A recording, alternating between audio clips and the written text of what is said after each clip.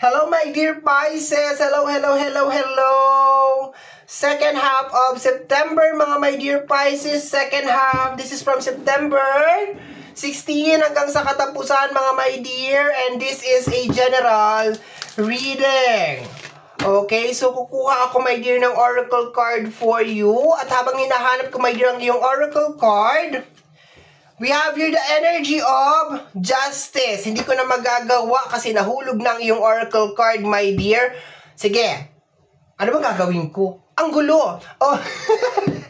Okay, my dear. Yung reminder pala. Hello, my dear Pisces. Ang gagawin natin ngayon ay general reading. So, hindi to 100% na magre-resonate para sa ating lahat. So, please, mga my dear, lower your expectation pagdating po sa mga general reading. Pasensya na, my dear Pisces na. Medyo naka-pass forward yung ating energy for today's video. Okay. O, diba? Clumsy, clumsy. Very, very clumsy. Very clumsy. Okay, we have here the energy of justice and protest. Okay. Dito sa dalawang card na to, my dear. Okay. Maliwanag dito, my dear, na merong hindi balance. Okay? Posible, my dear, na maramdaman mo sa second half of September na para kang naiisahan or nagugulangan. Okay? So, posible, my dear, na merong mga tao na nag-a-attitude problem sa'yo, okay? Or parang hindi equal yung pagtrato sa'yo, sa iba mabait, sa'yo hindi, sa iba nagbabayad, pagdating sa'yo hindi. Alam mo yun, parang hindi balance, my dear, yung trato sa'yo ng tao. Ang isa pa sa nakukuha ko dito, my dear, na energy sa dalawang card na to, there's a tendency, my dear, na pag ikaw, pag sila may kailangan, nandyan ka. Pag sila, nawawala. Yun ang nakukuha ko, my dear, na energy, okay? So, expected mo, my dear, na baka makaramdam ka, my dear, na parang ang unfair naman ng sitwasyon. Kumbaga, parang maramdaman mo rin na kailangan ko kayo ngayon, pero nasaan kayo? Parang ganun yung energy, my dear, okay? So, magpi-pyramid spread tayo, mga my dear Pisces. Tingnan natin. Kumuha ako ng oracle card para medyo matulungan ako, my dear. Ayan. Tingnan natin, my dear Pisces. Hanapin na natin ang iyong base card. 4 na card para sa base card ng ating mga my dear Pisces. Pisces. Oops.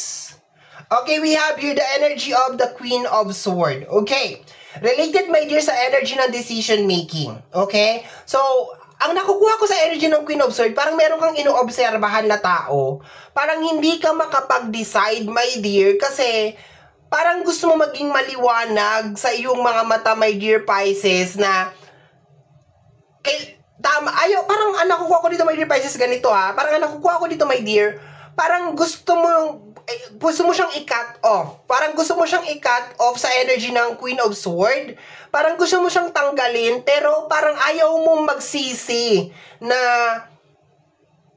tinanggal mo siya sa buhay mo. Yun ang nakukuha ko dito, my dear. Okay? So, parang marami sa inyo mga my dear Pisces ang parang binibigyan nyo ng parang ultimatum yung tao. Kasi baka nararamdaman mo talaga, my dear, ngayon, second half of September, yung hindi pagiging fair nitong tao na to sa'yo. Okay, yun na nakukuha ko, my dear. Next na energy, my dear Pisces. Parang meron kanyang gustong magpaliwanag. Parang sabi mo, pagpaliwanag ka, sige, makikinig ako. Parang ganon. We have here the 10 of Cups. Okay. Especially sa energy ng pamilya, my dear, okay? Parang it's about time para sa mga tao sa paligid mo, especially sa loob ng relationship, na gawin nila yung part nila. Parang gano'n na nakukuha ko dito, my dear. Okay? Related sa energy ng pamilya. Okay? Siguro for all these times, ikaw yung umintindi, ikaw yung umuunawa, ikaw yung nag-a-adjust sa loob ng pamilya, or sa energy ng relationship, or sa energy ng friendship, or sa energy ng work. This time, my dear, parang tinitingnan mo, my dear, kung magkukusa ba tong mga tao na to. Parang ganon, na tutulungan ka ba nila? Yung ginawa mo ba, my dear, na pagmamahal, adjustment, pag-unawa, kung ano man yung ibinigay mo sa kanila, kaya din ba nilang ibalik sa'yo or ibigay din sa'yo? Hindi siya, my dear, more on pera na usapan eh. Posible din naman na mayroong pera na involved. Pero mas malakas yung energy, my dear, yung parang love na energy. Yung hanggang saan yung kaya nyong gawin para sa pagmamahal. Parang ganon. Parang, sige nga, kung talagang mahal mo ko, talon ka nga dyan. Parang ganon yung nangyayari dito, my dear. No? You are testing the loyalty, the love, the honesty, my dear, ng isang tao.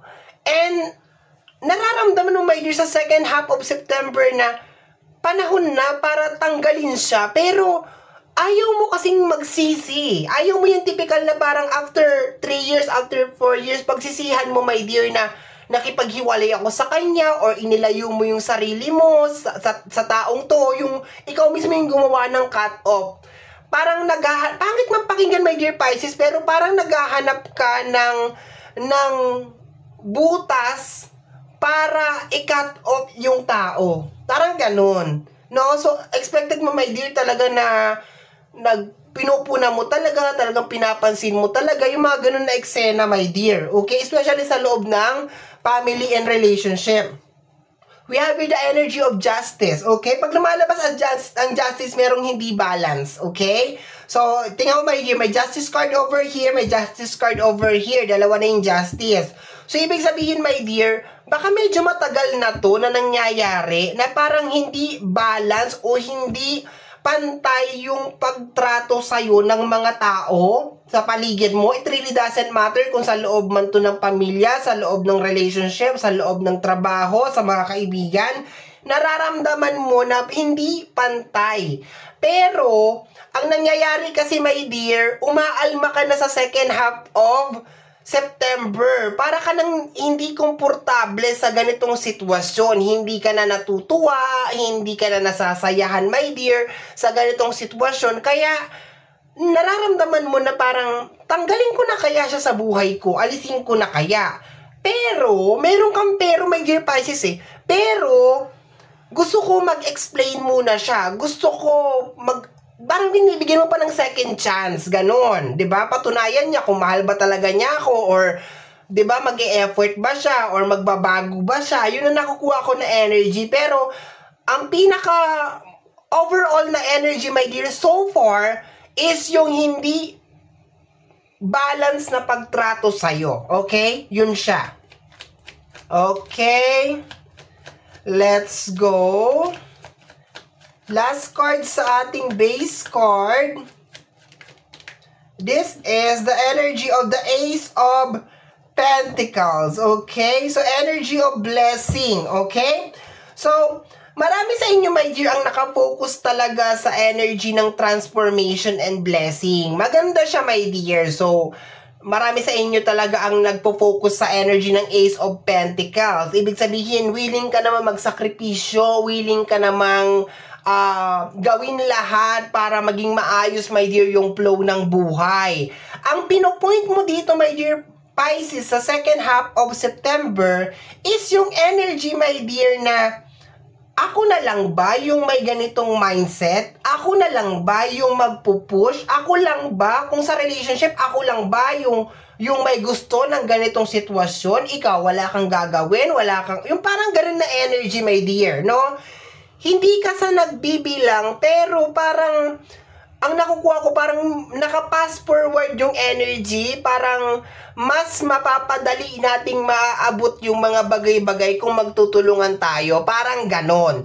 Pero hindi mo siya sasabihin na, oy, mas mapapadali nating maaabot yung mga bagay-bagay kung magtutulungan tayo. Hindi. Ang gagawin mo, my dear, is pakikiramdaman mo, titingnan mo, magiging very observant ka, my dear. Once again, this is a general reading, so posible, my dear, na sa loob to ng pamilya, sa loob ng relasyon, kaibigan, or sa loob ng work. Okay? Kasi ang pinaka-point mo dito, my dear, gusto mo na mapabilis yung achievement, yung tulungan ba? 'Di ba? Parang sa paglilinis ng bahay or paglilinis ng bakuran, mas mapapabilis, my dear, na maaayos at malilinis yung isang bagay kung nagtutulungan tayo. So, kung magtutulungan tayo, wala na tayong lilinising kinabukasan. Kaso ang nangyayari siguro, my dear, for the longest period of time, ikaw lang lahat yung nagpupursigi. Ikaw lang yung nangangarap ng, ikaw lang yung merong ganitong energy.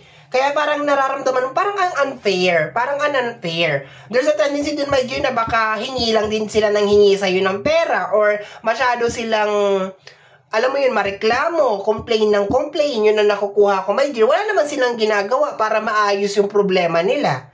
Okay? Next row tayo, my dear. 3 cards. Next row. We have here the Ace of Sword. Energy of change. And the defense mechanism, defensive mechanism, saan galing yun? The very defensive energy, my dear, of the 7 of Wands. So, gusto mo na talaga, my dear, ng pagbabago. Okay? Kasi siguro, my dear, for the longest period of time, ganito yung sitwasyon, ganito yung senaryo, wala namang nagbabago. Kaya parang nararamdaman mo, my dear, sa second half of September, tama na, hindi na to pwede. Okay? Posibleng may mga tao din na masya-shock sa'yo. Pero ang pinaka-point mo lang dito, my dear, is matagal na natin itong ginagawa. Ganito yung sitwasyon, ganito yung settings natin. Walang nagbabago. Try natin yung iba naman, ibang posisyon naman, or ibang routine, okay? This is more on disciplinary action, lalo na sa loob ng pamilya, sa loob ng relasyon. So, posibleng, my dear, na, 'di ba, gusto mo talaga makakita ng pagbabago sa tao. Okay? Lalong-lalo na sa usapin ng love and care sa bawat isa. Yung pagmamahal ba at saka yung care, yung ganon. Okay? Next, my dear, last card sa ating third row.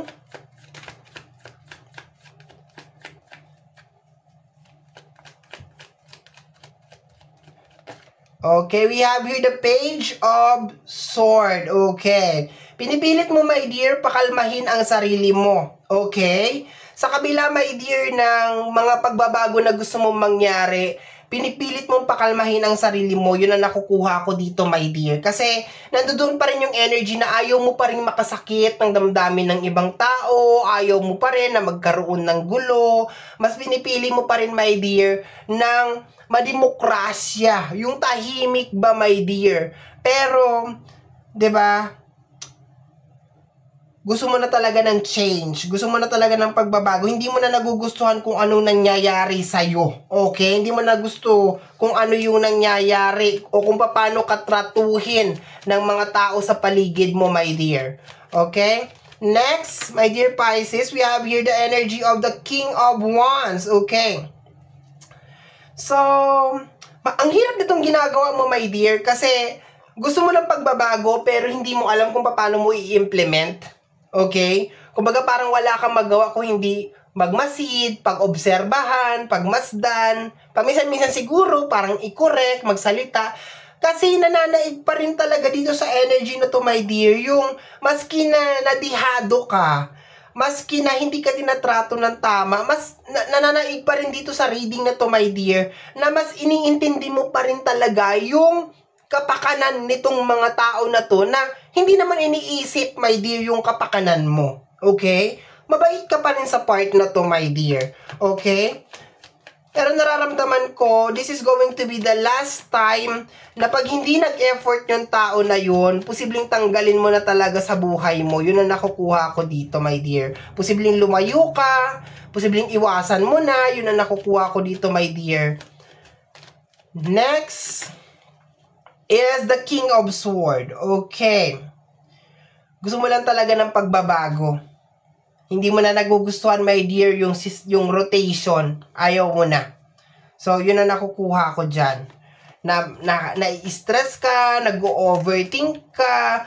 Baka din maiisip mo rin, hala, inisip ko na siya buong araw, nagkapera ba ako? Parang ganun. Inintindi ko na siya, nagkapera ba ako? Yung mga ganun. Bakit ko ba siya iniisip? Yung mga ganun. Bakit ba ako bothered? Bakit ba ako concerned?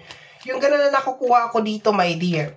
Last card tayo is the King of Pentacles. Okay? Focus kayo, mga my dear, sa energy ng pagiging stable. Okay? Energy of the past, the 6 of cups, and the 2 of cups. Okay, the 4 of sword. Tatamaan talaga dito, my dear, yung relationship. Okay? Kasi, medyo hihinto ka, my dear, sa second half of September eh. Hihinto ka, and then magbabalik tanaw ka. And then, titingnan mo, my dear, ano na ba yung nagbago? Simula nung naging kami, simula nung ginawa ko to, ano na ba yung nagbago? 'Di ba? Ano na ba yung naging upgrade? Ano naging improvement? And habang nagbabalik tanaw ka, my dear, sa nakaraan, doon mo mararamdaman, my dear, na teka, halos lahat pala ako lang yung gumawa. Halos lahat pala ako lang yung nag-effort. Parang ganon. Kaya, this is the time, my dear, na baka din may mga tao na nangako sa'yo, my dear Pisces, na babayaran kita, na magbabago na ako, hindi, yung mga ganon. This is the time na titingnan mo nga talaga kung nagbago nga talaga, kung babayaran ka ba, kung tutulungan ka pa. This is the time na titingnan mo, my dear, kung yung mga promises ba nila ay gagawin nga ba talaga nila. Kasi, napapansin mo, actually, nung mga unang mga reading ko sa'yo, parang ang lumalabas kasi dun is energy lang ng pagod. Tapos parang hindi mo alam kung saan nanggagaling yung pagod. But this time siguro, my dear, parang nakikita mo na, my dear, kung nasaan yung nagkakos ng pagod. Okay? Kung sino yung nagkakos ng pagod at kung nasaan yung pagod. In short, parang, teka, parang ito yata yung blockage. Parang ganun. Kaya ako nagkakaganito, kaya ganito yung nangyayari sa akin kasi nandahil sa kanya. Parang ganun. Pero hindi mo siya lalapitan na, oy, dahil sa'yo nagkakaganito ko. Hindi. O-obserbahan mo siya, my dear, buong second half of September. And then, based dun sa observation mo, my dear, dun ka gagawa ng desisyon. So, tingnan natin, my dear, ang first 15 days of October, kung tatanggalin mo na nga ba talaga sa buhay mo itong blockage na energy na ito. Okay? So, my dear Pisces, yan ang reading mo para sa yung second half of September. Somehow, my dear, kung nagustuhan mo to, especially kung napadaan ka lang, don't forget to subscribe. Pakiclick lamang po ang notification bell para ma-update ka sa aking mga upload. And free to like, free to share, free to comment sa lahat ng ating mga videos. Once again, my name is RJ, also known as Apo J. Maraming salamat po. And until next time, bye-bye. Thank you, my dears. Salamat po.